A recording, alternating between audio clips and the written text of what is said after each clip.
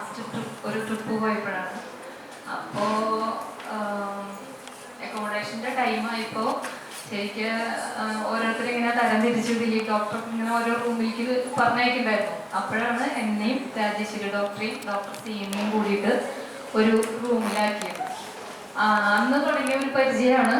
ഭയങ്കര സ്നേഹമാണ്, എപ്പോഴും ചിരിച്ചും സന്തോഷിച്ചും സംസാരിക്കുന്ന ഒരു ഡോക്ടറാണ്. പിന്നെ നമ്മൾ ട്രിപ്പ് കഴിഞ്ഞ് വീട്ടിലെത്തിയതിന് ശേഷവും ഇടയ്ക്കിടയ്ക്ക് മെസ്സേജ് ഇടും, വിശേഷങ്ങൾ ചോദിക്കും, ചെല്ലാൻ പറയും, വീട്ടിലേക്ക് അടിക്കടി ക്ഷണിക്കുകയും ചെയ്യും. പോയിട്ടില്ല.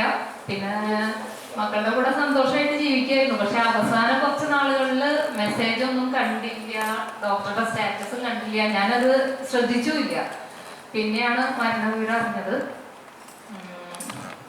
എനിക്ക് പോകാൻ പറ്റിയില്ല സത്യത്തില്. അതിലെനിക്ക് ഭയങ്കര വിഷമമുണ്ട്.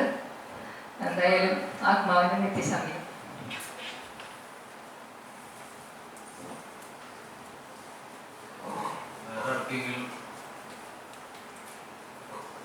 ഡോക്ടർ രാജേശ്വരി നമ്മുടെ യൂണിറ്റിന്റെ വളരെ ആക്റ്റീവ് ആയിട്ടുള്ളൊരു മെമ്പറായിരുന്നു. പലർക്കും ഡോക്ടറെ പരിചയമുണ്ട്, നമ്മൾ ജൂനിയേഴ്സിന് അധികം ആൾക്ക് അറിയില്ല. പക്ഷെ ഡോക്ടറെ ഹസ്ബൻഡിന്റെ മരണത്തിന് ശേഷമാണ് അവർ കുറച്ചും കൂടി ഒന്ന് മീറ്റിങ്ങുകളിലേക്ക് വരാതിരുന്നത്. അല്ലാത്ത സമയത്തൊക്കെ നമ്മൾ റെഗുലറായിട്ടുള്ള മീറ്റിങ്ങുകൾക്ക് വന്നുകൊണ്ടിരിക്കുന്ന ഒരു ഡോക്ടറായിരുന്നു. മാത്രമല്ല എല്ലാവരുമായിട്ടും വളരെ നല്ല രീതിയിൽ ബന്ധങ്ങൾ കീപ്പ് ചെയ്തിട്ടുള്ള ഒരു ഡോക്ടർ കൂടിയായിരുന്നു ഡോക്ടർ. എന്തായാലും തൃശ്ശൂർ യൂണിറ്റിൻ്റെ നല്ലൊരു യാത്രികയാണ് നമുക്ക് നഷ്ടപ്പെട്ടത്. ഡോക്ടറുടെ ആത്മാവിന് എല്ലാ ശാന്തി നൽകുന്നു. നമുക്ക് ഫാക്കൽറ്റി ആയിട്ട് വന്നേക്കുന്നത് ഡോക്ടർ അജിത് പി രാജാണ്.